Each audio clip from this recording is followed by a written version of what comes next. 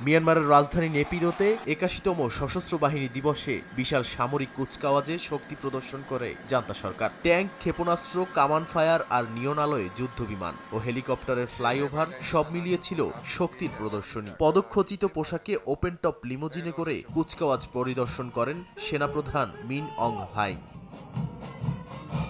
তবে এই আনুষ্ঠানিকতার মাঝেই সামনে আসে বড় বার্তা। রাষ্ট্রায়ত্ত গণমাধ্যম জানিয়েছে কুচকাওয়াজের পরেই সামরিক নেতৃত্বে রদবদল হতে পারে। উপসেনা প্রধান সোয়ে উইন এক বৈঠকে নেতৃত্ব পরিবর্তনের কথা উল্লেখ করে ইঙ্গিত দিয়ে বলেন, ক্ষমতার ভেতরে নতুন সমীকরণ তৈরি হচ্ছে।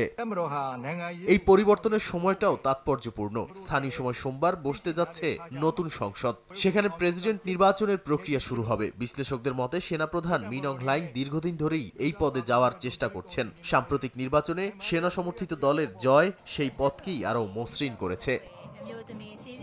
যদিও ভাষণে সম্ভাব্য পরিবর্তন নিয়ে নীরব ছিলেন মিন অং হ্লাইং, তবুও ২০২১ সালের অভ্যুত্থানকে ন্যায্য বলে আবারও দাবি করেন তিনি। রাজনীতিতে সেনাবাহিনীর ভূমিকা জাতীয় স্বার্থে সহযোগিতা বলেও ব্যাখ্যা দেন। সব মিলিয়ে কুচকাওয়াজ শুধু শক্তি প্রদর্শনী নয়, মিয়ানমারের ক্ষমতার ভেতরে এক নিয়ন্ত্রিত রূপান্তরের বার্তাও বহন করছে। নাদিম মারজান, সময় সংবাদ।